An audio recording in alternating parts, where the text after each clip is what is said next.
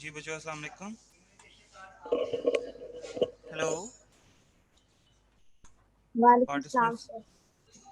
जी बच्चों आवाज़ आ रही है? जी sir.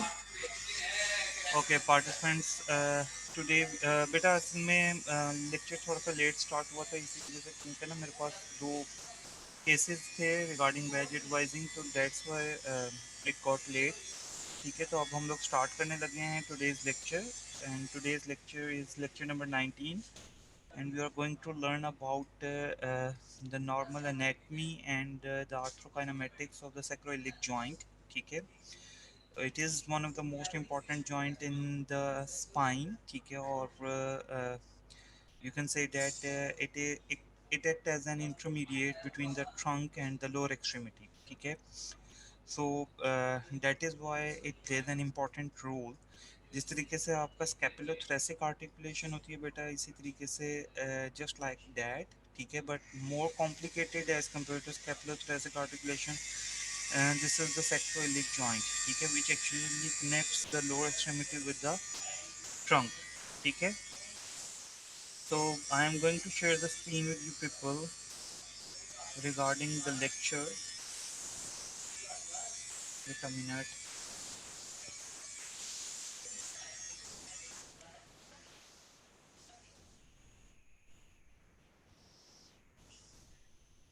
Sir ji participants, sir आपने कल के पेपर का पैटर्न बता दी।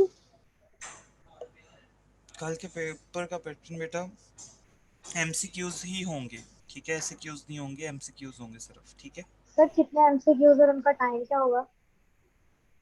एमसीक्यूज होंगे ऑलमोस्ट 40 एमसीक्यूज होंगे। ठीक है, 40 to 50। ठीक है, 40 से लेके 50 एमसीक्यूज होंगे, और अगर 40 एमसीक्यूज होंगे तो 50 मिनट्स होंगे, और अगर 50 एमसीक्यूज होंगे तो 60 मिनट्स होंगे बेटा। Okay sir. सर वो तो जो उसके लास्ट पे जैसे 3 लेक्चर के लास्ट पे वो जो टेस्ट था उसके बारे में लास्ट पे आप थोड़ा सा बता देंगे? अच्छा मैं बता देता हूँ। Okay sir.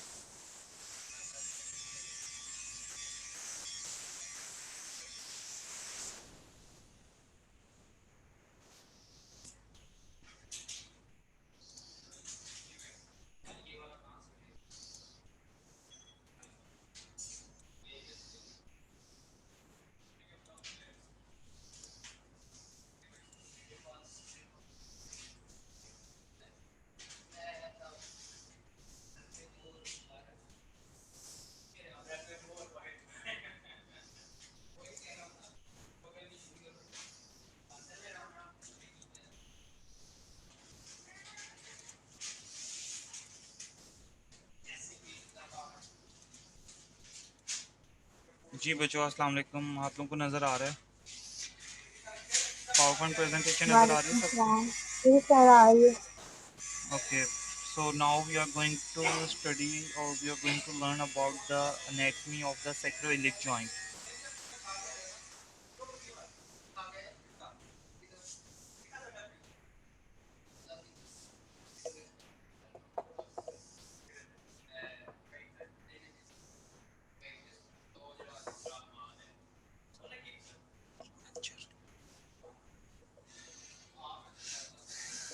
Okay, let's start with the anatomy of the sacroiliac joint. Now the sacroiliac joint is जैसे मैंने पहले बात की कि sacroiliac joint एक important joint है, और it act as an intermediate, or it act as a bridge between the trunk and the pelvis, or between the trunk and the lower extremity. ठीक है, अब बेटा एस आई जे का जो main function है that is to transmit the forces. ठीक है, from above the trunk, और from the trunk to the lower extremity to bear the body weight. ठीक है, और एस आई जे को इसलिए अल्लाह ताला ने ज़्यादा मोबिलिटी नहीं दी हुई। ठीक है, और प्रीवियस जो जितना भी नॉलेज था उसमें ये कहा जाता था कि there is no such joint as sacroiliac joint, but with further investigations, ठीक है, we came to know that there is a joint, and we can call it as a sacroiliac joint, और इसमें मोबिलिटी है but not so much। ठीक है,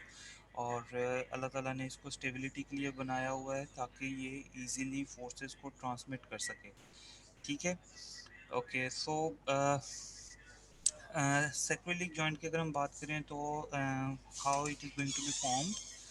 It is going to be formed with the help of the ilium, ischium and pubis, ठीक है, which are going to form right and left sided pelvis, and those innominate bones they are going to articulate with the sacrum within the center. Sacrum is present in the center and the innominate bones are present on each sides, ठीक है. All these three components they are going to form the pelvis, ठीक है. जी बच्चों बात की समझ आ रही है. जी sir. So the articulation between the sacrum, ठीक है, and the articulation between the ilium, ठीक है, this is going to be formed the sacroiliac joint, ठीक है. Now the uh, articular surfaces of the sacrum as well as articular surfaces of the ilium, they both have different type of cartilages, ठीक है. मतलब usually क्या होता है कि जितने भी साइनोवियल आर्टिकुलेशंस होती हैं, अगर उसमें एक आर्टिकुलर सरफेस की जो कार्टिलेज है वो हाइलन है, तो अल्टीमेटली दूसरे आर्टिकुलर सरफेस की भी जो कार्टिलेज होगी वो भी क्या होगी, हाइलन ही होगी. ऐसे ही है ना, ठीक है. बट इसमें there is a distinction in the sacroiliac joint के इसमें जो sacrum की होती है that is going to be formed of the hyaline cartilage, while the ilial articular surfaces of the ilium, ठीक है, जो आर्टिकुलर सरफेस है बेटा इलियम की वो जो है वो फाइब्रो कार्टिलेज से बनी हुई है, या उसकी जो आर्टिकुलर सरफेस की कवरिंग है that is made up of fibrocartilage. Now why there is such difference between the covering of the articular surfaces, because this joint is usually used for stability, or this joint is usually used for the transmission of the forces, so it has to be stable, ठीक है. इसको अल्लाह ताला ने stable रखने के लिए इसकी एक आर्टिकुलर सरफेस को क्या कर दिया है, फाइब्रो कार्टिलेज से कवर कर दिया, और दूसरा आर्टिकुलर कार्टिलेज को किससे कवर कर दिया, हाइलन कार्टिलेज से. Now both have the effect, mobility भी पॉसिबल है as well as there is a stability as well. जी बेटा बात की समझ आ गई है. जी सर. नाउ वो कहते हैं ये जो सैक्रम की जो आर्टिकुलर सरफेस की कवरिंग है that is of hyaline cartilage. Hyaline cartilage जो है that is 3 to 5 times thicker as compare to the other hyaline cartilages in the body. मतलब बॉडी में जितने भी हाइलन कार्टिलेजेस हैं, ठीक है, या जो इसका ऑपोजिट फाइब्रो कार्टिलेज है, ठीक है, ये वाला जो हाइलन कार्टिलेज है जो सैक्रम की आर्टिकुलर सरफेस को कवर कर रहा है, ये 3 to 5 times ज़्यादा थिकर है, ठीक है. और इसकी थिकनेस की वजह भी क्या है कि ऑब्वियसली जब आपका ट्रंक का जो वेट है, ठीक है, जब ये वेट आपके सैक्रोइलिक जॉइंट के ऊपर आता है, ठीक है, तो अल्टीमेटली कंप्रेसिव फोर्सेस के थ्रू ही आता है ना. There is an axial loading. Axial loading हमेशा क्या प्रोड्यूस करती है, कंप्रेशन प्रोड्यूस करती है. ऐसे ही है ना, सबको पता है इस बात का, ठीक है. जैसे जी. नी जॉइंट में अल्लाह ताला ने मिनिस्कस रखे हुए हैं, ठीक है, शॉक एब्जॉर्प्शन के लिए, इसी तरीके से अल्लाह ताला ने एस आई जे में जो हाइलन कार्टिलेज की थिकनेस है उसको 3 to 5 times ग्रेटर रखा हुआ है, just to bear that axial load for a larger time period or for a longer time period, ठीक है. तो एस आई जे का जो हाइलन कार्टिलेज है इसमें क्या है, इसकी जो थिकनेस है डेट इज़ ग्रेटर, और ये जो थिकनेस है ये अलाउ करती है कि जो हाइलैंड ये जो सैक्रोइलिक जॉइंट है ये ज़्यादा देर तक काम कर सके, ठीक है, till a longer time period, ठीक है. इसके मतलब बहुत जल्दी डिजेनरेशन ना स्टार्ट हो जाए, बहुत जल्दी इसकी आर्थराइटिस ना स्टार्ट हो जाए. ना जैसा कि हम लोगों ने पहले बात की थी कि S H A is synovial articulation, ठीक है, और इसके अंदर कैप्सूल है, ठीक है, जो कि काफ़ी ज़्यादा स्ट्रॉन्ग होता है. सैक्रोइलिक जॉइंट का जो कैप्सूल है, ठीक है, इसकी इसके कैप्सूल की एक्चुअली 2 लेयर्स हैं. डबल लेयर्ड कैप्सूल है, ठीक है, एस आई जे का. और ऑब्वियसली अब आप खुद देखो इस बात को कि अगर एक सिंगल लेयर है, ठीक है, और उसके बाद एक अल्लाह ताला एक और लेयर अगर उसके ऊपर रख देता है, तो अल्टीमेटली जैसे जैसे नंबर ऑफ़ लेयर्स बढ़ती जाएंगी वैसे वैसे क्या होता जाएगा, स्टेबिलिटी ज़्यादा आती जाएगी, प्रोटेक्शन ज़्यादा आती जाएगी. ऐसे ही है ना.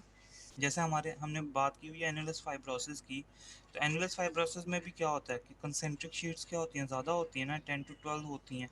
एक या दो होंगी तो ऑब्वियसली वो वीकेस्ट होंगी, ठीक है. जब ज़्यादा हो जाती है नंबर ऑफ कंसेंट्रिक शीट्स तो वही जो नंबर ऑफ लेयर्स हैं वो क्या करती हैं, स्टेबिलिटी प्रोवाइड करती हैं, ठीक है. या इंटेक्ट रहने में हेल्प करते हैं। इसी तरीके से यहाँ का जो जॉइंट कैप्सूल है ये भी डबल लेयर्ड कैप्सूल है, और ये अलाउ करता है स्टेबिलिटी भी और इंटेक्ट भी रखता है जॉइंट को। ठीक है। जो इंफीरियर पोर्शन के ऊपर कैप्सूल है डेट इज यूजुअली थिकेंड। ठीक है। और आप सबको पता है कि जितना जो कैप्सूल थिक होता है किसी भी साइड पे, ठीक है, वो साइड के ऊपर मूवमेंट अलाउ नहीं करने देता। ठीक है। If it is thickened on the interior portion, or if it is thickened on the superior portion, or if it is thickened on the posterior surface। ठीक है। तो इन डायरेक्शन में क्या हो जाएगी, मूवमेंट कम हो जाएगी। लेकिन क्या होता है कि सिर्फ एस आई जे में जो इंफीरियर पोर्शन है, बाकी तमाम का तमाम डबल लेयर्ड है, इंफीरियर पोर्शन में इट इज़ थिकन। अल्टीमेटली यहाँ पर भी पर्पस क्या है कि स्टेबिलिटी प्रोवाइड की जा सके सैक्रोइलिक जॉइंट को। जी बेटा, बात की समझ आ गई है? जी जी पार्टिसिपेंट्स, सर। बेटा बात की समझ आ जी गई? सर। जी। Now I am going to show you the articular surfaces of the S I J. ठीक है। जी बेटा, सबको नज़र आ रहा है एस आई जे? ठीक है। दिस रेड कलर्ड, ठीक है, this is the articular surfaces of the sacroiliac joint। ठीक है। और हम इसको डिनोट करते हैं with the inverted L shaped articular surface. ठीक है। ये एल है। ठीक है। और दिस वन इज इन्वर्टेड। ठीक है। Inverted L shaped. ठीक है। So this is the articular surface of the S I J. ठीक है। सेक्रम के ऊपर भी इसी तरीके से आर्टिकुलर सर्फेसेज हैं, इलियम के ऊपर भी इसी तरीके से आर्टिकुलर सर्फेसेज हैं। ठीक है। और एल शेप बना रही हैं। नाउ वो कहते हैं कि हम एल को डिवाइड कर देते हैं टू आर्म्स के अंदर। One is a shorter arm. ठीक है। और the other one is the longer arm. ठीक है। तो longer arm is this one. ठीक है। And shorter arm is this one. ठीक है। वो कहते हैं जो शॉर्टर आर्म है, ठीक है, वो किस प्लेन के अंदर प्रेजेंट है, डेट इज प्रेजेंट फ्रॉम, वो उस प्लेन में प्रेजेंट है जो कि टॉप टू बॉटम रन कर रहा है, या क्रेनियो कॉर्डल एक्सिस के अलोंग क्या है, रन कर रहा है, that is the shorter arm. जी बच्चों, बात की समझ आई है? शॉर्टर आर्म कहाँ पर लाई कर रहा है? From cranial to caudal axis के around, means top to bottom जो लाइन ट्रेवल कर रही है उसके अलोंग क्या कर रहा है, आपका शॉर्ट आर्म लाई कर रहा है। ठीक है। और ये जो शॉर्टर आर्म है ये कॉरेस्पॉन्ड करता है फर्स्ट सैक्रल वर्टिब्रा को। मीन्स कि ये जो शॉर्ट आर्म है ये कहाँ पर प्रेजेंट है, फर्स्ट सैक्रल वर्टिब्रा की आर्टिकुलर सर्फेसेस हैं। जी बेटा, बात की समझ आई है? जी sir. Now the next one is the longer arm. ठीक है। और वो कहते हैं ये जो लॉन्गर आर्म है,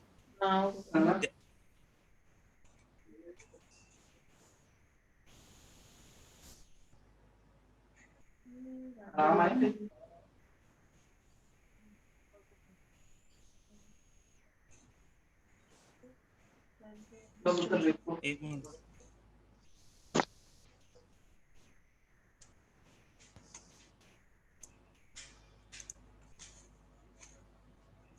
ओके सो लेट्स, अच्छा जी, अब ये जो एल शेप्ड है, ठीक है, सॉरी, जो लॉन्गर आर्म है, एल शेप्ड आर्टिकुलर सरफेस का, that is present in the anteroposterior plane. ठीक है। Means to say the plane that is going running from interior to posterior direction, या एपी प्लेन जिसको हम लोग बोलते हैं, या पीए प्लेन। ठीक है। पोस्टरो इंटीरियर हो जाए, एंट्रो पोस्टीरियर हो जाए, एक ही बात है। A plane that is running from interior to posterior direction, or from posterior to anterior direction, this longer arm is present along this uh, horizontal plane, or this posterior anterior plane। ठीक है। So that longer arm, ठीक है, ये जो है ये second और third sacral vertebra के को कोरस्पॉन्ड कर रहा होता है। मीन्स टू से कि जो सेकंड और थर्ड सेक्टरल वर्टिब्रा की जो आर्टिकुलर सर्फेसेस हैं, जो जो साइड्स हैं, उनके ऊपर क्या है, ये लॉन्गर आर्म प्रेजेंट है। ठीक है। ये आर्टिकुलर सर्फेसेस प्रेजेंट हैं। समझ आ गई बेटा बात की? जी सर। ठीक है। नाउ और वो कहते हैं कि ये जो आर्टिकुलर सर्फेसेस हैं, ठीक है, ये जो सेक्रल आर्टिकुलर सर्फेस है, वो कहते हैं कि इसकी अगर हम अपर पोर्शन की बात करें तो it is a veg shaped. ठीक है। वेज शेप का मतलब क्या है कि ये क्या कर रही है, वेज शेप का मतलब क्या होता है बेटा? जैसे किसी चीज का रूफ नहीं बना हुआ होता, वेज शेप्ड रूफ होता है ना, ठीक है। जी तो सर। जिस तरीके से रूफ होता है that is a veg shape, ठीक है। वो कहते हैं ये जो सेक्रम की जो आर्टिकुलर सरफेस है, इसका जो सुपीरियर पोर्शन है, जो सबसे ऊपर वाला पोर्शन है, ये वेज शेप्ड है, ठीक है। और ये वेज शेप्ड इस वजह से है ताकि ये स्टेबिलिटी प्रोवाइड कर सके। किस चीज़ को स्टेबिलिटी प्रोवाइड कर सके? इलियम को स्टेबिलिटी प्रोवाइड कर सके, कि इलियम की जो अपवर्ड ग्लाइडिंग है ना, ठीक है, वो इतनी ना पॉसिबल हो जाए कि कहीं डिसलोकेशन हो जाए या सबलक्सेशन हो जाए, ठीक है। तो इसलिए यहाँ पर स्टेबिलिटी को प्रोवाइड करने के लिए अल्लाह ताला ने सेक्रम की जो अपर आर्टिकुलर सरफेस है, क्योंकि एक्चुअली जो सेक्रम है बेटा, वो तो यूनाइटेड है विद द ट्रंक, या वो तो अटैच है लंबर स्पाइन के साथ। इलियम एक्चुअली अटैच हो रही है यहाँ सेक्रम के साथ, ठीक है। तो इसलिए सेक्रम को अल्लाह ताला ने क्या दे दिया, एक रूफ दे दिया, एक वेज शेप्ड आर्टिकुलर सरफेस दे दिया, जो कि एक्चुअली इलियम को अपवर्ड लिफ्टिंग से या अपवर्ड ग्लाइडिंग से प्रोटेक्ट कर रहा है, स्टेबलाइज कर रहा है, ठीक है। जी बच्चों, बात के समझ आ गई है? जी sir. Now moving towards the next is there are different types of the articular surfaces as well, ठीक है। ये जो हम लोगों ने वेज शेप्ड पढ़ा है, ठीक है, और ये डिफरेंट आर्टिकुलर सर्फेसेज की शेप्ड हैं, ठीक है। वो कहते हैं कि जो टाइप ए है, इसमें आपके पास लेस वर्टिकल होती है, ठीक है, मीन्स टू से it is a more curved, ठीक है। और जो टाइप बी है इट इज़ मोर वर्टिकल, ठीक है। सो टाइप बी में चांसेस किसके ज़्यादा होंगे? जो मोर वर्टिकल होगी बेटा, इसमें लिफ्टिंग के चांसेस ज़्यादा हो जाएंगे, इलियम ज़्यादा अपवर्ड ग्लाइड करेगी, ठीक है। जब लेस वर्टिकल होगा, मीन्स टू से मोर कर्व्ड होगा, ठीक है, तो उसमें स्टेबिलिटी ज़्यादा मिलेगी, ठीक है। और टाइप सी जो होता है, वो कहते हैं it is a combination of both articular surfaces, ठीक है। इट कैन बी मोर और less as a type bit or in between type A and type B, ठीक है। it is not more vertical or it is not less vertical as well, ठीक है। Sir, now जी, sir अभी आपने बताया है कि चांसेस होंगे ज्यादा, क्या बताया ये दोबारा बता दूं? अच्छा, मैंने ये बात कही थी कि जो सेक्रम की जो सुपीरियर पोर्शन है, it is a wedge shaped articular surface. Wedge shaped articular surface means कि अल्लाह ताला ने इसकी जो सुपीरियर पोर्शन है, इसको थोड़ा सा आप कह लें कि रूफ टाइप पार्टिकुलर सरफेस दी हुई है। तो ये जो रूफ टाइप पार्टिकुलर सरफेस है, ये एक्चुअली क्या करती है, इलियम को अपवर्ड लिफ्ट होने से रोकती है। क्योंकि एक्चुअली तो सेक्रम तो जो बेटा है वो अटैच है विद द लंबर स्पाइन, ठीक है। सेक्रम को ऐसा स्टेबिलिटी रिक्वायर्ड नहीं है, लेकिन सेक्रम के साथ क्या अटैच है, इलियम अटैच है या pelvis अटैच है, ठीक है। तो पेल्विस के अटैच होने के लिए सेक्रम के साथ तो कुछ ना कुछ तो ऐसा कनेक्शन होना चाहिए ना, या एक लॉकिंग मैकेनिज्म होना चाहिए कि जी ये ना अपवर्डली ग्लाइड कर जाए और ना डाउनवर्डली ग्लाइड कर जाए, ठीक है। तो डाउनवर्ड ग्लाइड को तो रोकने के लिए अल्लाह ताला ने वो एल इन्वर्टेड शेप एल रखा हुआ है, ठीक है, कि वो आर्टिकुलर सरफेस रखी हुई है कि जिसमें वो डाउनवर्डली तो डिसलोकेट हो ही नहीं सकती, ठीक है। और ऊपर के लिए अल्लाह ताला ने क्या रखा हुआ है, वेजेस रखी हुई हैं, ठीक है, जो कि एक्चुअली अपवर्ड लिफ्टिंग को बचाती हैं, इलियम की अपवर्ड लिफ्टिंग नहीं होने देती, ठीक है। सो इसमें फिर डिफरेंट टाइप्स आ जाते हैं आर्टिकुलर सर्फेसेस की, ठीक है। कुछ में इट इज़ मोर वर्टिकल, ठीक है, कुछ में इट इज़ लेस वर्टिकल, ठीक है। More vertical means there will be a less wedge shaped, ठीक है। और जिसमें मोर वर्टिकल होगा उसमें चांसेस ज़्यादा हो जाएंगी मूवमेंट के, ठीक है। और जो लेस वर्टिकल होगा, obviously it will be more ways shaped, ठीक है, तो इसमें स्टेबिलिटी के चांसेस ज़्यादा हो जाएंगे। जी बेटा, बात के समझ आ गई? जी सर। ओके, सो नाउ वो कहते हैं कि ये जो आर्टिकुलर सर्फेसेज है सेक्टोरल जॉइंट की, it responds to ageing process, ठीक है। मतलब जिस तरीके से नीज के अंदर डिजेनरेशन स्टार्ट हो जाती है या हिप जॉइंट के अंदर डिजेनरेशन स्टार्ट हो जाती है, इसी तरीके से जो आपके आर्टिकुलर सरफेस हैं ऐसे ये की, वो क्या कर जाती हैं, डिजनरेट होना शुरू हो जाती हैं विद द टाइम, ठीक है। तो वो कहते हैं कि जी जो ज़्यादातर जो डिजनरेशन होती है वो होती है फाइब्रोकार्टिलेजिनियस आर्टिकुलर सरफेस के ऊपर, not of the hyaline cartilaginous articular surface, but it is more present on the fibrocartilaginous articular surface and that is the ilium, ठीक है। अब वो कहते हैं कि सैक्रम के ऊपर ऐसे कोई अर्ली डिजेनरेटिव चेंजेस स्टार्ट नहीं होते, अगर होनी होती हैं तो that is due to the high loading axial loading, ठीक है, मीन्स टू से मोर obese there are more chances of getting a fibrocartilaginous loss, ठीक है, और there is more chances of getting a loss, ठीक है, of the uh, fibrocartilage, or we can say that there will be a laxity of the sacroiliac joint as well, ठीक है. Now other changes that are usually associated and that occur as a result of seronegative arthropathies, ठीक है, seropositive arthropathies such as we can say that ankylosing spondylitis, ठीक है. अब वो कहते हैं कि ये जो ankylosing spondylitis है इसमें क्या होता है कि fibrous attachment start हो जाती है between the articular surfaces of the trunk, ठीक है, as a whole, ठीक है, और वो कहते हैं कि इसी तरीके से अगर एजिंग हो जाए तो एजिंग में भी वो कहते हैं कि फाइब्रस कनेक्शंस अटैच होना शुरू हो जाते हैं between the two articular surfaces, ठीक है. ना वो कहते हैं sacroiliac joint is a site of manifestation, ठीक है, फॉर सेवरल डिजीजेस, ठीक है, जैसे मैंने पहले अभी बात की कि एंकाइलोजिंग स्पॉन्डिलाइटिस में, ठीक है, एसआईजी की बहुत ज़्यादा इन्वॉल्वमेंट है. इसी तरीके से जो आपका ट्यूबरकुलोसिस है स्पाइन का, ठीक है, या सैक्रोइलिक जॉइंट का जो ट्यूबरकुलोसिस है, और लास्ट में वो कहते हैं कि जी अगर तो के पास क्रिस्टल आर्थ्रोपैथीज प्रेजेंट हैं, ठीक है, मीन्स टू से गाउट, ठीक है, और पायोजेनिक आर्थ्रोपैथीज प्रेजेंट हैं, मीन्स टू से pyogenic means with bacterial infection, ठीक है, और बैक्टीरियल आर्थ्रोपैथीज प्रेजेंट हैं, तो फिर उसमें सैक्रोइलिक जॉइंट की फाइब्रस कनेक्शंस के बहुत ज़्यादा चांसेस होते हैं. ठीक हो गया.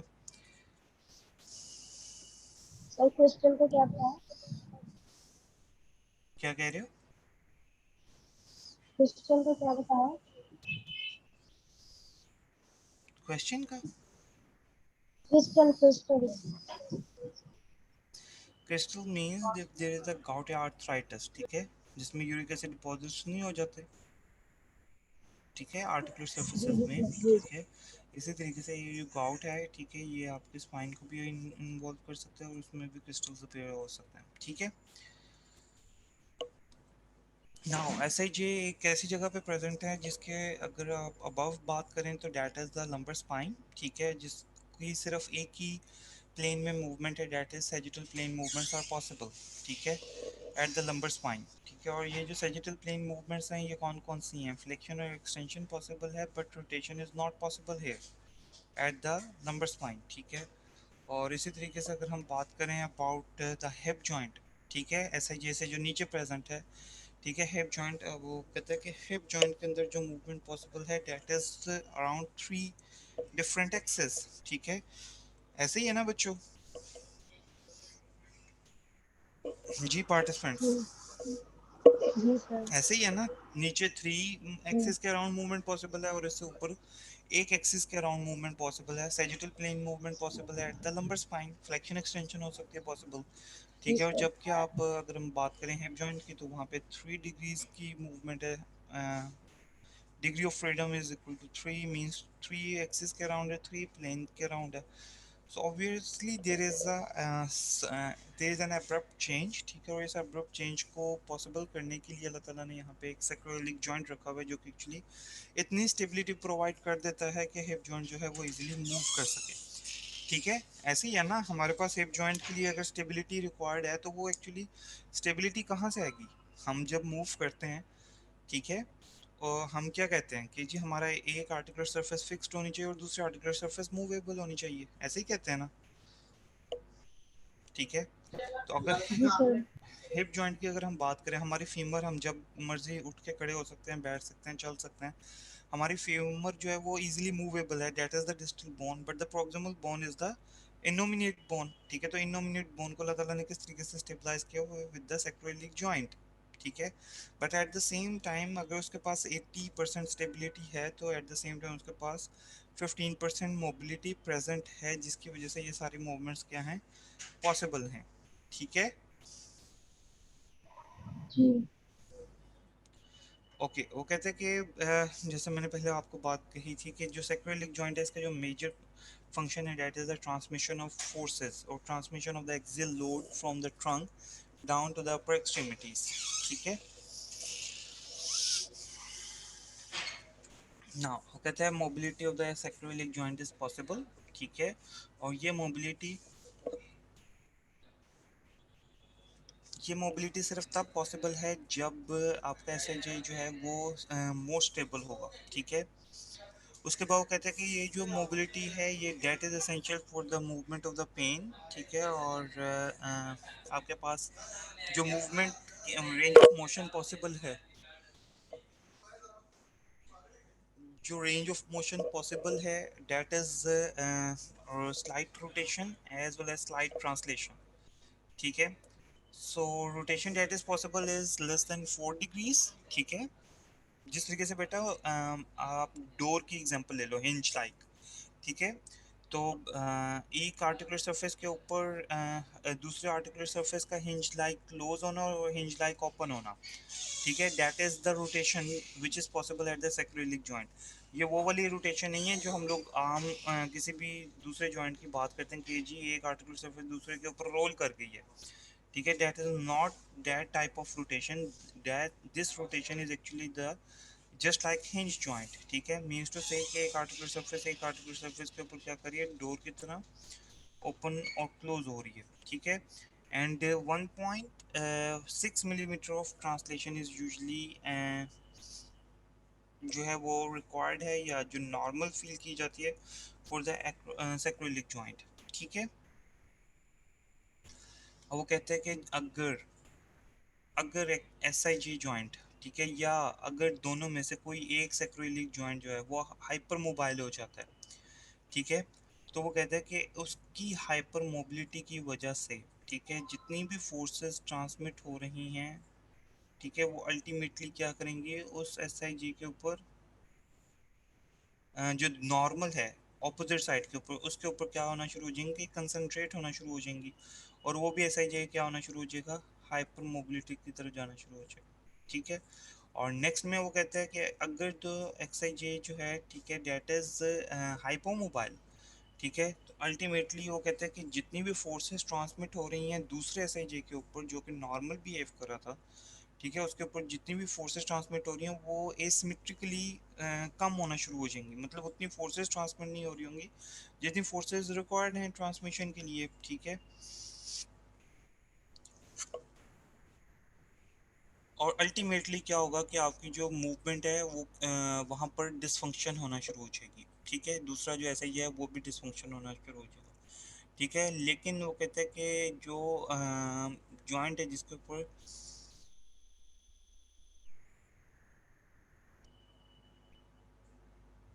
कहते हैं तो जिसके ऊपर डिस्फंक्शनल आपकी ये साइड जो तो फिर इन्वॉल्व साइड होगी ना। डिसफंक्शनल साइड का इन्वॉल्व साइड के साथ है, मैं बात कर रहा हूँ अनइन्वॉल्व साइड की, कि जब भी एस आई जे जो है एलेट से एक एस आई जे जो है अगर उसके ऊपर हाइपर मोबिलिटी डेवलप हो जाती है तो अल्टीमेटली जो फोर्सेस की कंसंट्रेशन है on to the opposite S I J, ठीक है, वो उस एस आई जे को भी डिसफंक्शन में लेकर आना शुरू कर देंगे। ठीक है, जो कि इजीली आप सबको पता है कि जी अगर एक आर्टिकुलेशन इन्वॉल्व हुई है तो अल्टीमेटली उसकी जो क्लोज चेन है, ये उस काइनेटिक चेन के अंदर जितने भी जो भी सबसे पहला जॉइंट आएगा, ठीक है, एडजेसेंट जॉइंट, उसके अंदर क्या होना शुरू हो जाएगी, हाइपर मोबिलिटी या हाइपो मोबिलिटी। ठीक है, लेकिन अल्टीमेटली ज़्यादा इफेक्ट जो है वो उसी लेक्चर के वो उसी डिसफंक्शनल साइड के ऊपर ज़्यादा होगा। ठीक है, जी सर। जी बेटा बात के समझ आ गई है। जी सर। अच्छा जी, अब वो कहते हैं कि जी जब हम बिल्कुल सीधे खड़े होते हैं, ठीक है, तो sacroiliac जॉइंट के ऊपर ना शेयरिंग फोर्स ट्रांसमिट होती है। ठीक है, शेयरिंग फोर्स इसलिए ट्रांसमिट होती है या शेयरिंग फोर्स इसलिए प्रोड्यूस होती है एसआईजे के ऊपर क्योंकि ट्रंक का जो वेट होता है, ठीक है, इसने क्या करना होता है, सारे का सारा बेयर करना होता है, किसने, आपके लोअर एक्सट्रीमिटी के ऊपर ना वेट ट्रांसमिट करना है ना एसआईजे ने। तो that is usually the shearing force और that is usually the frictional force. ठीक है, तो वो कहते हैं कि इस शेयर फोर्स को बचाने के लिए अल्लाह ताला ने यहाँ पे दो किस्म के मैकेनिज्म रखे हुए हैं।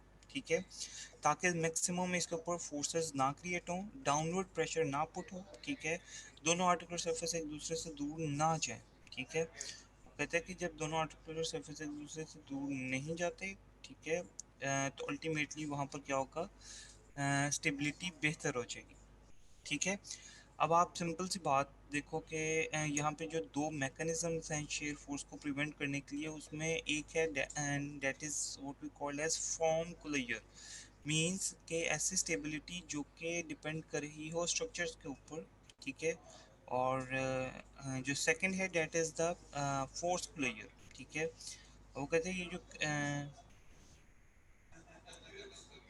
जो वो कहते हैं कि आपके पास फॉर्म को लेयर है that is completely based on the structure, और जो आपके पास फोर्स को लेयर है that is completely based on the muscular contraction, ठीक है बेटा, सही है। अब let's talk about the form को लेयर, ठीक है। वो कहते हैं कि this it is the stability which is going to be control, or which is going to be given with the help of the structural shapes, ठीक है, and structures present, ठीक है, and not a single muscular contraction, ठीक है, in the form clear is possible, ठीक है। सो वो कहते हैं कि जी जो फॉर्म क्लियर है इसमें आपके पास टोटल तीन चीज़ें हैं। एक क्या है कि जो दोनों आर्टिकुलर सरफेसेस हैं they are completely congruent with each other, ठीक है। फिर वो कहते हैं कि जी जो एक नेक्स्ट इम्पॉर्टेंट रीज़न है डेट इज़ कि जी लिगामेंट्स की इंटेग्रिटी, ठीक है। और लास्ट में वो कहते हैं कि जी shape of the fitting joint surfaces, ठीक है। अब वो कहते हैं ये जो फिटिंग जॉइंट सर्फेसेस हैं, ये जो आर्टिकुलर सर्फेसेस की शेप है डेट इज़ यूनिक, ठीक है, और एल शेप्ड है, ठीक है। तो अल्टीमेटली इस एल शेप के ऊपर जो है वो मूवमेंट बहुत ज़्यादा पॉसिबल हो ही नहीं सकती, ठीक है। So this is what we called as form closure. जी बेटा, बात की समझ आई है? जी sir.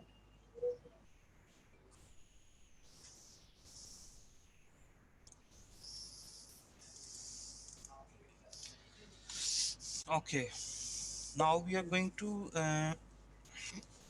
Learn about the nutation, ठीक है, सेक्टरल न्यूटेशन और काउंटर न्यूटेशन, ठीक है। वो कहते हैं कि जी इसको समझना बेटा। वो कहते हैं कि व्हेन द सेक्टरम म्यूटेट्स और फ्लेक्सेस, ठीक है, relative to the innominate bone, ठीक है। वो कहते हैं कि जी सेक्टरम का फ्लेक्स होना या फॉरवर्डली बेंड होना, ठीक है ना, इलियम के अगेंस्ट, ठीक है। Ilium is the opposite articular surfaces. वो कहते हैं इलियम के अगर क्या करना है आपने, या सॉरी जो सेक्टम है इसने अगर बेंड होना है फॉरवर्डली, ठीक है, या फिर इनोमिनेट बोन्स ने, ठीक है, या जो इलियम है अगर इसने पोस्टीरियरली टिल्ट करना है या पोस्टीरियरली मूव करना है, तब भी आपकी अल्टीमेटली जो सेक्टम है वो क्या करेगी, फॉरवर्डली फ्लेक्स करेगी, ठीक है। तो कहते हैं कि जी सर। इसकी वजह से क्या होता है कि आपके जो नंबर ऑफ जितने भी नंबर ऑफ लिगामेंट्स हैं, ठीक है, पोस्टीरियर साइड के ऊपर, ठीक है, क्योंकि जब आप फॉरवर्डली बेंड करते हो या जो सेक्टम है जब वो फॉरवर्डली बेंड करते हो और इलियम जब अपनी जगह पर रहती है, या इलियम जो है वो पोस्टीरियरली बेंड कर जाए, सेक्रम अपनी जगह पर रहे, तो एक ही बात है कि जी सेक्रम बेंड हो रही है। वो कहते हैं जैसे ही sacrum in relative to the ilium forwardly bend करती है, ठीक है, तो जितने भी पोस्टीरियर लिगामेंट्स हैं जो कि इन दोनों बोन्स के दरमियान प्रेजेंट हैं, वो जितने लिगामेंट्स हैं वो क्या हो जाते हैं, टाइटन हो जाते हैं, जिसकी वजह से स्टेबिलिटी प्रोवाइड की जाती है, ठीक है। जी बच्चों, बात की समझ आ गई है? जी sir. Now that this nutation, ठीक है, this bending of the sacrum, ठीक है, रिलेटिव टू द इलियम, और backward bending of the ilium relative to the sacrum, this is called nutation. अब वो कहते हैं जो न्यूटेशन है it is a close pack position of the sacroiliac joint, ठीक है। अब वो कहते हैं कि जी जितने भी वेट बेरिंग के इश्यूज हैं, ठीक है, वो सारे के सारे डिपेंड कर रहे हैं इसके साथ।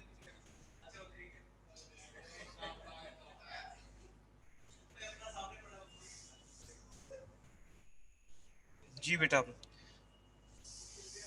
It is a lock back position, ठीक है, और the self locking mechanism of the sacroiliac joint that is called the nutation, ठीक है।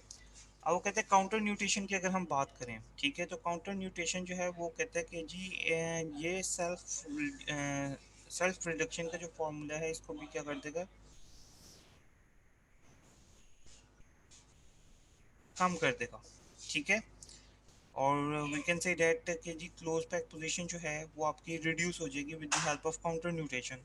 अब काउंटर न्यूट्रिशन क्या कहती है कि जी सेक्रम का पोस्टीरियरली बेंड होना विदाउट इलियम, ठीक है, और या फिर वो कहते हैं कि इलियम का एंटीरियरली टिल्ट करना विदाउट मूविंग द एशियम।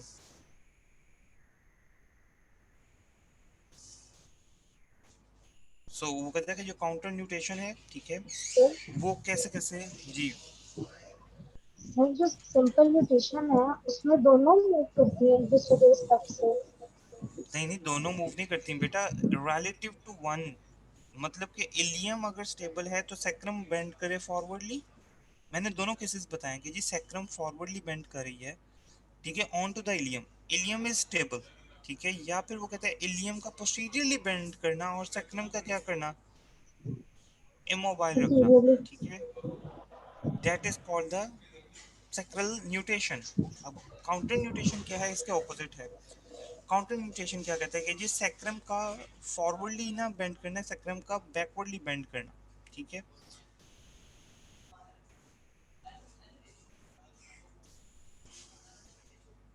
और वो कहते हैं ये जो काउंटर न्यूटेशन है that is going to be occur as a result of sacral sitting, ठीक है, या लॉन्ग सिटिंग। जब हम काउचेस के ऊपर बैठते हैं और हम आहिस्ता आहिस्ता एक्सटेंड होते जाएं, ठीक है, लेटें मत, लेकिन हम लॉन्ग सिटिंग में जाएं, ठीक है, तो that is actually a counter nutation position, ठीक है, या हिप के हाइपर एक्सटेंशन होना, ठीक है, वो भी एक क्या है, काउंटर न्यूटेशन है, पोजीशन है, ठीक है।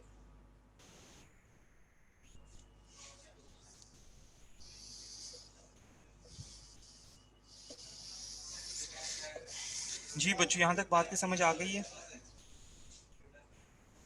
जी सर।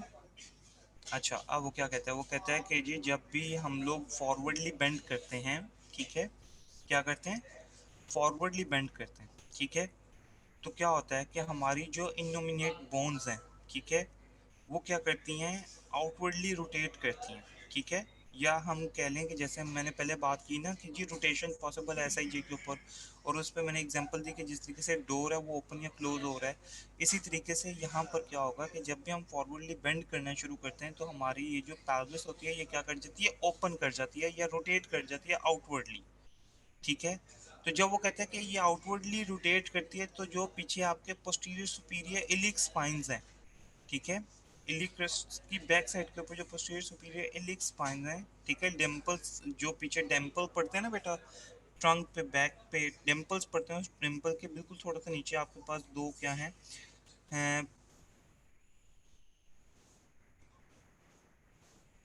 ये जो दोनों डिंपल्स के दोनों नीचे जो पोस्टीरियर पे इलिक स्पाइन है ये दोनों क्या कर देते हैं, अप्रोक्सीमेट कर जाते हैं। जब आपकी जो पैल्विक बोन्स हैं ये क्या करती हैं, आउटवर्डली रोटेट करती हैं, ठीक है। उसके बाद वो कहता है कि जी जब ये आउटवर्डली रोटेट करें आपकी इलियम, ठीक है, या बैकवर्डली मूव करें, ठीक है, तो इट मीन्स कि आपकी जो सेक्टम है वो फॉरवर्डली जा रही है, ऐसे ही है। अगर सैक्रम जो है, ठीक है, वो एक ही जगह पर फिक्स रहे, ठीक है, और जो एलियम्स हैं ये पोस्टीरियरली शिफ्ट हों या पोस्टीरियरली रोटेट करें, ठीक है, यहाँ तक रोटेट करेंगे जो पोस्टीरियर सुपीरियर इलियक स्पाइन है ये अप्रॉक्सीमेट हो जाए, तो हम ये कह सकते हैं ना कि जी सैक्रम क्या कर रही है, न्यूटेट कर रही है, या सैक्रम क्या कर रही है, बेंड कर रही है, कह सकते हैं कि नहीं, ठीक है। अब वो जी कहते सर। हैं कि जब सैक्रम म्यूटेट करती है तो हमारी जो बेंडिंग होती है वो ऑलमोस्ट 60 डिग्रीज तक पॉसिबल हो जाती है, ठीक है, कितने डिग्रीज तक पॉसिबल हो जाती है, 60 डिग्रीज तक पॉसिबल हो जाती है। वो कहते हैं कि जो सेक्रोइलिक जॉइंट जब वो 60 डिग्री तक आपकी फॉरवर्ड फ्लेक्शन पॉसिबल हो जाती है, ठीक है, तो फिर इसके बाद जो सैक्रम की न्यूटेशन है, ठीक है, वो प्रोड्यूस नहीं होती है, सेक्रम फर्दर न्यूट्रेट करना नहीं चाहती, ठीक है, मतलब इस 60 डिग्रीज के बाद जो सेक्रम है वो फर्दर न्यूट्रेट नहीं करेगी ना, फर्दर बेंडिंग के अंदर जाएगी, ठीक है। अब वो कहते हैं कि आफ्टर दैट 60 डिग्रीज, ठीक है, there will be a counter nutation, ठीक है, After 60 degrees there will be a counter nutation. It means that the sacrum is going to be uh, move in the backward direction. ठीक है, जैसे बेटा मैंने आप लोगों को बात कही थी एक दफ़ा कि जी जैसे हम लोग फॉरवर्ड बेंडिंग करते हैं तो एक्चुअली हमारी जो pelvis होती है वो पोस्टीरियरली शिफ्ट कर जाती है एज अ होल। ठीक है, तो पोस्टीरियरली शिफ्ट करने का मकसद क्या होता है कि जी सेंटर ऑफ ग्रेविटी को मेंटेन किया जा सके। लेकिन जैसे फॉरवर्ड बेंडिंग इतनी पॉसिबल हो जाती है कि जी आप pelvis मूव होना चाह रही है या हिप जॉइंट मूव होना चाह रहे हैं, तो फिर क्या होता है कि आपकी जो pelvis होती है वो इंटीरियरली शिफ्ट कर जाती है। ठीक है, just to complete that range of motion और you just to complete that forward bending. ठीक है, तो इसी तरीके से वो कहते हैं कि 60 डिग्रीज तक न्यूटेशन पॉसिबल है। जो आपके सेक्टम है ये 60 डिग्रीज तक फॉरवर्डली बेंड करती है और आफ्टर 60 डिग्री ये क्या करती है बैकवर्डली बेंड कर जाती है। ठीक है जी बेटा, बात यहाँ तक बात की समझ आ गई? सर ये चीज समझ में नहीं आई सर, फॉरवर्ड बेंडिंग के दौरान तो इंटीरियरली मूव करना चाहिए ना। किसको? सर ये जो सेक्टम सेक्टम को? आपने बोला जी सर। ऐसे ही है ना बेटा, मेरी बात सुनो। हम क्या कह रहे हैं, हम कह रहे हैं कि जी इलियम जो है ना इलियम, ठीक है, हम सेक्रम को फिक्स रख रहे हैं। Sacrum is fixed but the ilium is going to be rotated in the outward direction. जैसे जी हम डोर को ओपन कर रहे हैं, ठीक है ना, आउटवर्डली ओपन कर रहे हैं, बाहर की तरफ ओपन कर रहे हैं। ठीक है, तो हमारी जो pelvis होती है वो वाइडन हो जाती है। pelvis का जो इंटीरियर जो सर्कमफ्रेंस होता है वो वाइड हो जाता है हमारी, जब इलियम जो है वो आउटवर्डली रोटेट करती है। अच्छा, अब जब आउटवर्डली इलियम रोटेट कर रही है तो एक्चुअली इसको हम यही कहते हैं ना कि जी ये आउट बैकवर्ड या पोस्टीरियर डायरेक्शन में मूव करे, क्योंकि पोस्टीरियरली जो पोस्टीरियर सुपीरियर इलियक स्पाइन है बेटा ये आपस में अप्रोक्सीमेट करना शुरू कर देते हैं। इट मीन्स के पीएसआईएस ने क्या कर दिया है, अप्रोक्सीमेट हो गया और बैकवर्ड मैक्सिमम रोटेशन पॉसिबल हो गई है। ठीक है, अब वो कहते हैं कि अगर तो इलियम मूव करे बैक पोस्टीरियर डायरेक्शन में विद रिलेटिव टू द सेक्टम, तो भी हम ये कह सकते हैं कि जी सेक्टम जो है वो फॉरवर्डली बेंड कर रही है। जी सर। ठीक है, या फिर क्या जी करे, सर। इलियम अपनी जगह पर रहे और सेक्रम जो है वो फॉरवर्डली बेंड करे, तब भी हम कहेंगे कि जी सेक्रम बेंड कर रही है। हम कान दूसरी जी तरफ से पकड़े हैं सिर्फ इस वजह से, ये इसलिए समझाने के लिए ताकि आप लोगों को पता चल सके कि व्हाई दैट इज पॉसिबल। क्योंकि ये जो न्यूटेशन है 60 डिग्री तक की जो फॉरवर्ड बेंडिंग है, इसमें आपकी pelvis जो है वो एक्चुअली स्टेबिलिटी प्रोवाइड कर रही है। ठीक है ना, आपकी जब न्यूट्रिशन पॉसिबल होगी, ठीक है, तो अल्टीमेटली क्या होगा कि आपके पास 60 डिग्रीज ऑफ मूवमेंट अवेलेबल हो जाएगी, फॉरवर्ड बेंडिंग अवेलेबल हो जाएगी। लेकिन इस 60 डिग्री मूवमेंट के बाद क्या होगा, इस 60 डिग्री मूवमेंट के बाद आपके पास लंबर की भी नेट में या मोबिलाइजेशन, या आप ये कह लो कि after that 60 degrees of movement तो हमारा जो सैक्रोइलिक जॉइंट है ये काउंटर न्यूटेशन में जाना शुरू कर देगा। काउंटर न्यूटेशन क्या है कि जो सेक्रम जो इलियम जो है वो जो पोस्टीरियरली रोटेट कर रही थी या पोस्टीरियरली मूव कर रही थी, अब वही इलियम क्या करेगी, फॉरवर्डली रोटेट करना शुरू कर देगी। जैसा हमने सेंटर ऑफ ग्रेविटी के लिए कहा था कि जी जब हम फॉरवर्डली बेंड करना शुरू करते हैं तो सबसे पहले जो पूरी की पूरी pelvis है वो पोस्टीरियरली शिफ्ट कर जाती है to maintain the centre of gravity. लेकिन जैसे ही फॉरवर्ड बेंडिंग वेस्ट तक ही आती है तो हम क्या कहते हैं कि जी अब जो आपकी ट्रंक है उसको क्या क्या कर दिया जाता है, मैक्सिमम क्रीप कर दिया जाता है या सेंटर ऑफ ग्रेविटी से एंटीरियरली मूव कर दिया जाता है। ठीक है, ताकि मूवमेंट क्या हो सके, पॉसिबल हो सके। ठीक है, so that counter nutation after 60 degree of forward bending that is essential. ठीक है, to complete that range of motion. लेकिन वो कहते हैं क्योंकि काउंटर न्यूटेशन जो है वो ओपन बैक पोजीशन है, क्लोज बैक पोजीशन कौन सी है, आपकी न्यूटेशन है। ठीक है, तो अगर वो कहते हैं कि अगर आप काउंटर न्यूटेशन कर रहे हो, ठीक है, अल्टीमेटली क्या होगा कि आपकी मूवमेंट जो है वो मूवमेंट जो है वो कंप्लीट हो जाएगी। But that counter nutation it is a serious threat to the sacroiliac joint. ठीक है, क्योंकि वो कहते हैं 60 डिग्री के बाद जो है एस आई जे के ऊपर मैक्सिमम थ्रेट रहता है कि जी एस आई जे को कोई इंजरी ना हो जाए। जी बेटा। जी सर समझ आ गया।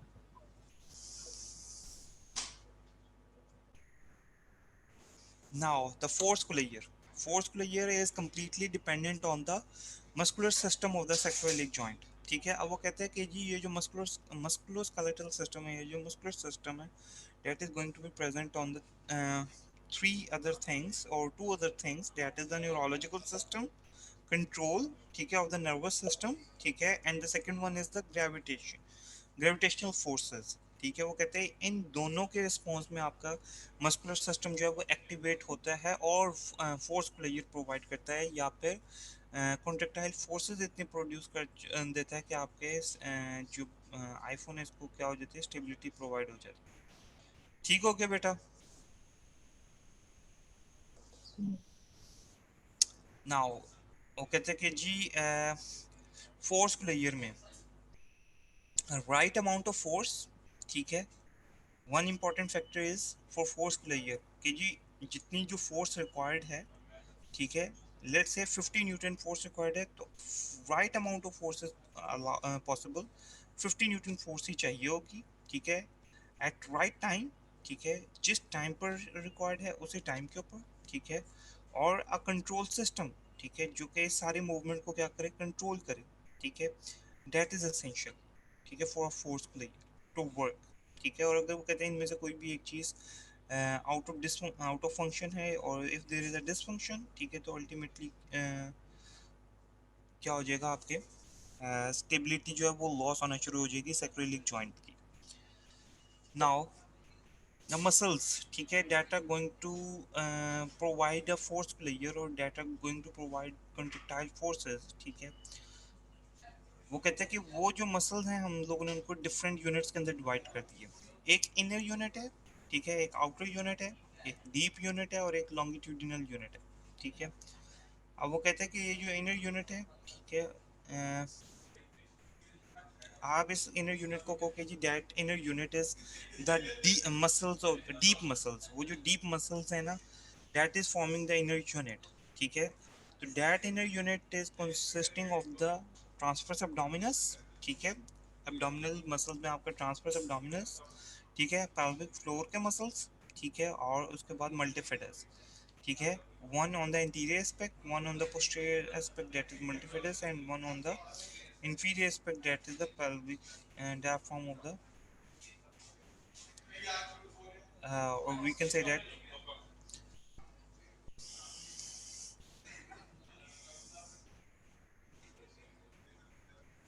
अब आउटर मसल यूनिट की अगर हम बात करें तो आउटर मसल यूनिट में आपके पास डिफरेंट मसल सिस्टम्स आ जाते हैं। एंटीरियर ओब्लिक सिस्टम आ जाता है, पोस्टीरियर ओब्लिक सिस्टम आ जाता है, डीप लॉन्गिट्यूडिनल सिस्टम आ जाता है और लेटरल सिस्टम आ जाता है, ठीक है। एक इनर मसल यूनिट है और एक आउटर मसल यूनिट है, ठीक है। जो आउटर मसल यूनिट है इसमें फोर सिस्टम्स हैं, एंटीरियर ओब्लिक सिस्टम है, पोस्टीरियर ओब्लिक सिस्टम है, लॉन्गिट्यूडिनल सिस्टम है और लेटरल सिस्टम है। इनको हम लोग वन बाय वन पढ़ लेते हैं, फिर मैं आप लोगों को इनको समझाता हूँ कि ये किस तरीके से वर्क करते हैं। एंटीरियर ओब्लिक सिस्टम का मतलब क्या है कि एक क्रॉस अरेंजमेंट प्रेजेंट है, ठीक है, that is going to provide stability to the sacroiliac joint, और दैट क्रॉस अरेंजमेंट इज कि जी जिस तरीके से हमारी ये राइट साइड की जो है वो एब्डोमिनल मसल्स, ठीक है, और जो अपोजिट साइड है, ठीक है, इसके जो है वो आपके पास एडेक्टर्स, ठीक है ना, थाई के एडेक्टर्स, ठीक है, ये एक काइनेटिक चेन के अंदर बेटा वर्क करते हैं, ठीक है। जब ये काइनेटिक चेन में वर्क करते हैं तो अल्टीमेटली इन इस काइनेटिक चेन के सेंटर में आपके पास क्या हो जाता है, सैक्रोइलिक जॉइंट आ जाता है। अब आपको कि जी मेरी राइट साइड के इंटीरियर ओब्लिक मसल्स, ठीक है, उसमें आपके पास आ जाता है इंटरनल ओब्लिक भी, उसके उसमें आपके पास आ जाता है एक्सटर्नल ओब्लिक भी, ठीक है। और अगर आप दूसरी साइड के मसल्स देखो या कॉन्ट्रालेटरल थाई के एडक्टर्स देखो, तो that is going to form the closed kinetic chain, ठीक है। इससे क्या होगा, इस काइनेटिक चेन में आपके पास एक्रिलिक जॉइंट आ जाता है। जब भी ये मसल्स कॉन्ट्रैक्ट करते हैं ये अल्टीमेटली क्या करते हैं, अपने उस काइनेटिक चेन के अंदर, उस काइनेटिक चेन में जितने जॉइंट्स आ रहे होते हैं उनको क्या करते हैं, स्टेबिलिटी प्रोवाइड करते हैं, ठीक है। So that is the anterior oblique system. यहाँ तक बेटा बात की समझ आइए कि किस तरीके से फोर्स प्लेयर स्टेबिलिटी प्रोवाइड करिए सैक्रोइलिक जॉइंट को। जी sir. Now the next one is the posterior oblique system. Posterior oblique system में आपके पास एक साइड के लेटिसिमस डोर्सा है, ठीक है, और अपोजिट साइड के आपके पास ग्लूटियस मैक्सिमस है, ठीक है। अब वो कहते हैं कि जी कि लेटिसिमस डॉर्साई और ग्लूटियस मैक्सिमस, ठीक है, ये दोनों क्या करेंगे, कॉन्ट्रेक्टाइल फोर्स प्रोड्यूस करेंगे, ठीक है, क्योंकि ये दोनों काइनेटिक चेन में प्रेजेंट हैं, ठीक है, दोनों एक ही चेन में प्रेजेंट हैं, दोनों की कॉन्ट्रेक्टिलिटी स्टेबिलिटी प्रोवाइड करते हैं और फोर्स प्रोवाइड करते हैं, ठीक है। और इसमें आपके पास लेटिसिमस डॉर्साई आ जाता है और ग्लूटियस मैक्सिमस आ जाता है। Both of these are the extensors, एक हिप का एक्सटेंसर है तो एक ह्यूमरस का एक्सटेंसर है, ठीक है। फिर आपके पास आ जाता है डीप लॉन्गिट्यूडिनल सिस्टम, ठीक है। डीप लॉन्गिट्यूडिनल सिस्टम में वो कहता है आपके पास इरेक्टस स्पाइनाई आ जाता है, ठीक है, थ्रैकोडोर्सल फिशर आ जाता है, इसके बाद वो कहते हैं बाइसेप फेमोरस आ जाता है, ठीक है। So this is what we called as the force layer, ठीक है, और we can say that it is the deep longitudinal system which is going to be present between the erector spinae। erector spinae क्या है बेटा, हमारे जो trunk है इसका एक्सटेंसर है, ठीक है, और जो बाइसेप फेमोरस है it is the flexor of the knee joint, ठीक है। तो वो कहते हैं कि ये दोनों जो हैं, इरेक्टर स्पाइनाई एक्सटेंसर हो गया और बाइसेप फेमोरस क्या होगा, फ्लेक्सर हो गया, वो कहते हैं कि ये जो है स्टेबिलिटी प्रोवाइड करेंगे, ये भी काइनेटिक चेन में वर्क करें, ठीक है। And the last one is the lateral system, ठीक है। लेटरल सिस्टम बेटा, those the muscles that are present on the lateral side that is the gluteus medius, opposite side के एडेक्टर मसल्स, ठीक है। वो कहते हैं ये क्लोज काइनेटिक चेन में क्या करते हैं, वर्क करते हैं, ठीक स्टेबिलिटी है। Provide. means to say gluteus medius on the right side, ठीक है, and opposite side of adductors, ठीक है, they are going to work in the same kinetic chain, ठीक है। या आप कह लो कि एक बैलेंस डेवलप करते हैं ये दोनों मसल्स, ठीक है, और वो बैलेंस जो है वो एक्चुअली स्टेबिलिटी प्रोवाइड कर रहा है किसको, आपके सैक्रोइलिक जॉइंट को। जी बेटा, यहाँ तक बात की समझ आ गई है। जी sir. Now that this table we are going to study this table in the next lecture जब हम लोग प्रैक्टिकल करेंगे इसका, ठीक है बेटा। Any question okay but you sir. are related to this topic? Participants, any question? No, sir.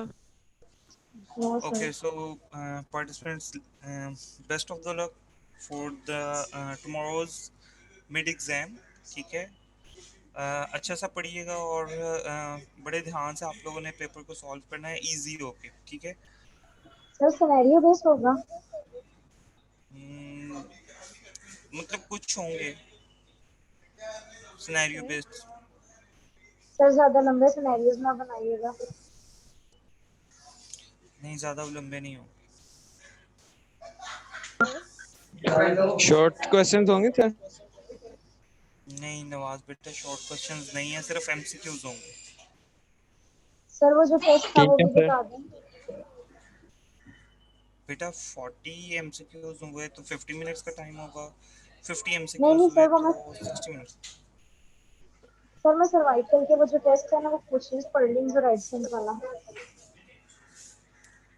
कौन सा वाला, एडिसंस मैन्यूवर? जी सर, नहीं सर वो पर्लिंग टेस्ट जो था ना सर्वाइकल के एंड पे दिया हुआ है, 15 लेक्चर के लास्ट पे दिया हुआ है। अच्छा ठीक है, बेटा एक मिनट मैं आपको बताता हूँ।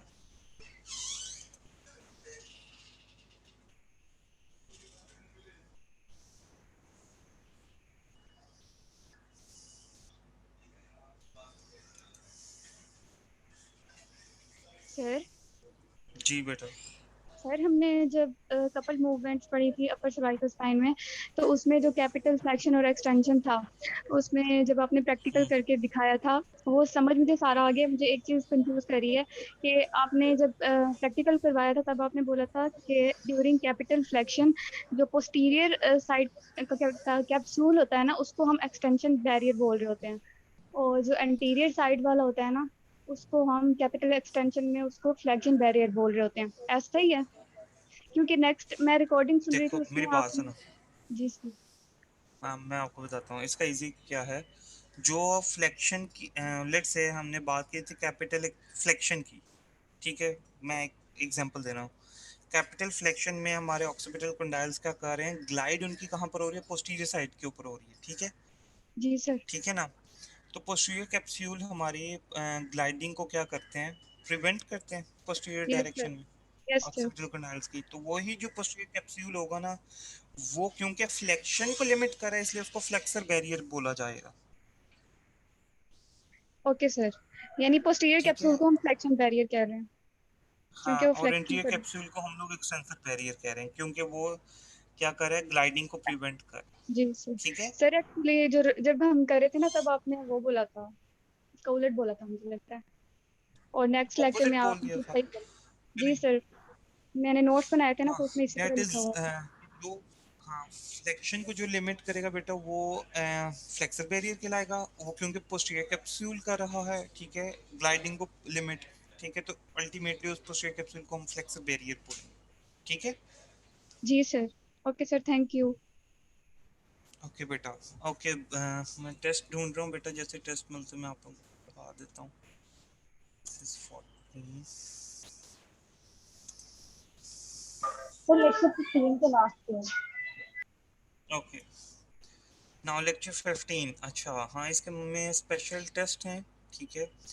इसमें जो सबसे पहला बेटा स्पर्लिंग टेस्ट है ना, हम लोग वो स्पर्लिंग टेस्ट यूज करते हैं फॉर नर्व रूट इम्पिंजमेंट। ठीक है। किसके लिए यूज करते हैं, नर्व रूट इम्पिंजमेंट को चेक करने के लिए। ठीक है। जैसे एक पेशेंट हमारे पास आता है और वो कहता है कि जी मुझे जी जो पेन है वो रेडिएट कर रही है। ठीक है। तो हम इस चीज को एग्जामिन करने के लिए क्या क्या वो नर्व रूट की इम्पिंजमेंट है या नहीं है। ठीक है, हम उसके लिए क्या टेस्ट परफॉर्म करते हैं, स्पर्लिंग टेस्ट परफॉर्म करते हैं। ठीक है, या लेट्स से रेडिकुलोपैथी को डायग्नोस करने के लिए। ठीक है। तो वो कहते हैं कि ये जो रेडिकुलोपैथी है, ठीक है, इसको हम लोगों ने चेक कैसे करना है स्पर्लिंग टेस्ट में। इसमें पेशेंट को सिटिंग पोजीशन में बिठा के, ठीक है, पेशेंट को क्या कहना है कि आपने हेड को जो है वो सबसे पहले अनइन्वॉल्व साइड के ऊपर, मींस अगर राइट साइड के ऊपर रेडिएशन हो रही हैं तो आपने क्या करना है, लेफ्ट साइड के ऊपर रोटेशन करवानी है हेड की। ठीक है, और फिर उसको राइट साइड के ऊपर रोटेट करवाना है और उसका फ़र्क पूछना है कि जी लेफ्ट साइड के ऊपर जब आपने रोटेट किया तो कोई आपको सिम्टम्स आए हैं, और अगर आपने राइट साइड के ऊपर रोटेट करवाया पेशेंट को तो फिर आपने उसके भी पूछना है कि क्या अब आपको सिम्टम्स आए हैं। अगर तो पेशेंट ये कह देता है कि जी हाँ जी राइट साइड के ऊपर मुझे रोटेशन में पेशेंट आए, राइट साइड रोटेशन में पेशेंट ये कह दे कि मुझे सिम्टम्स आए हैं। ठीक है, तो we can conclude that, we can diagnose that this Spurling test is positive. ठीक है, फिर हमें नेक्स्ट स्टेप की तरफ नहीं जाना। ठीक है, this is the first basic step. ठीक है। और जो सेकंड स्टेप है, ठीक है, उसमें हम लोग क्या करते हैं, उसमें वो कहते हैं कि पेशेंट की हम लोग हेड के ऊपर कंप्रेशन देते हैं, डाउनवर्ड कंप्रेशन दे सकते हैं। ठीक है, अलॉन्ग विद दिस टेस्ट। ठीक है, रोटेशन के वक्त। ठीक है, अगर वो लेफ्ट साइड के ऊपर रोटेशन करता है और अगर वो राइट साइड के ऊपर रोटेशन करता है, हम इसमें क्या कर सकते हैं, कंप्रेशन और एक्सिल लोडिंग ऐड कर सकते हैं। ठीक है, और तब ऐड करेंगे जब हमारा जो फर्स्ट स्टेप है वो नेगेटिव होगा। मीन्स टू से उसकी लेफ्ट साइड रोटेशन और राइट साइड रोटेशन दोनों क्या होंगी, सिमिलर होंगी, उनमें किसी में साइन एंड सिम्टम्स नहीं आएंगे। ठीक है। जी सर। और अब जो सेकंड स्टेज, जो नेक्स्ट स्टेज होगी, ठीक है, कंप्रेशन ऐड करने के बाद हम क्या करेंगे, कंप्रेशन ऐड करने के बाद हम ये कर सकते हैं कि हम हेड को एक्सटेंशन में लेके जा सकते हैं। ठीक है, ये नेक्स्ट स्टेप होगा, इन सब चीज़ों को ऐड करते जाना। लेट्स से जो फर्स्ट स्टेप में जब आपने कंप्रेशन ऐड किया, कंप्रेशन में भी उसकी राइट साइड रोटेशन और लेफ्ट साइड रोटेशन इक्वल है, तो हम लोग क्या करेंगे उसमें एक्सटेंशन प्रमोट कर देंगे, ये एक्सटेंशन ऐड कर देंगे। ठीक है, अब एक्सटेंशन क्या करेगी, फर्दर इंटरवर्टेब्रल फोरामिनास को क्या करना शुरू कर देगी, नैरो डाउन करना शुरू कर देगी। तो हेयर अगर तो वो इस इंटरवर्टेब्रल फोरामिना में या नर्व रूट की ग्लाइडिंग में कोई इशू होगा तो आपके आना शुरू हो जाएंगे, साइन एंड सिम्टम्स आना शुरू हो जाएंगे। ठीक है। जी सर। तो this is the Spurling test. Adson's vascular test, Adson vascular test क्या कहता है कि आपने पेशेंट को क्या कहना है कि आप दोनों आर्म्स को स्लाइटली एबडक्ट करें। ठीक है, और एबडक्शन करने के बाद पेशेंट को हम क्या कहते हैं कि वो अपनी इनहेल करे। ठीक है, इंस्पायरेशन करे और इंस्पायरेशन को होल्ड करके रखे। वो कहते हैं कि जब हम लोग इंस्पायरेशन को होल्ड करवा के रखते हैं, ठीक है, तो उसी वक्त हम लोग क्या करते हैं, पेशेंट की रेडियल पल्स को चेक करते हैं। ठीक है ना, अब वो कहते हैं ये जो एडिसन वेस्कुलर टेस्ट है ये एक्चुअली हम लोग करते हैं थोरेसिक आउटलेट सिंड्रोम को डायग्नोस करने के लिए कि ये थोरेसिक आउटलेट सिंड्रोम में कहीं वेस्कुलर एबनॉर्मलिटीज तो नहीं आई हुई हैं जिसकी वजह से वो क्या है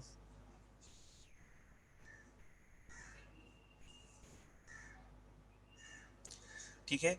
सो दैट एडिशन टेस्ट जब हम इंस्पायरेशन करते हैं तो इंट्रा एब्डोमिनल प्रेशर भी इंक्रीज कर जाता है, हमारी चेस्ट भी एलिवेट होती है, ठीक है। और जब हमारी चेस्ट एलिवेट होती है तो वो एक्चुअली वो जो इंटरवल है, ठीक है, हमारा किसका इंटरवल है, क्लेविकल का और फर्स्ट ट्रिप का जो इंटरवल है जहाँ से एक्चुअली हमारे ब्रेकियल प्लेक्सस निकल रहा है या जहाँ पर थोरेसिक आउटलेट सिंड्रोम के सबसे ज़्यादा चांसेस हैं होने के, ठीक है, वो एरिया जो होता है वो कंप्रोमाइज होना शुरू हो जाता है, इम्पिंज होना शुरू हो जाता है further due to continuous inhaling, ठीक है।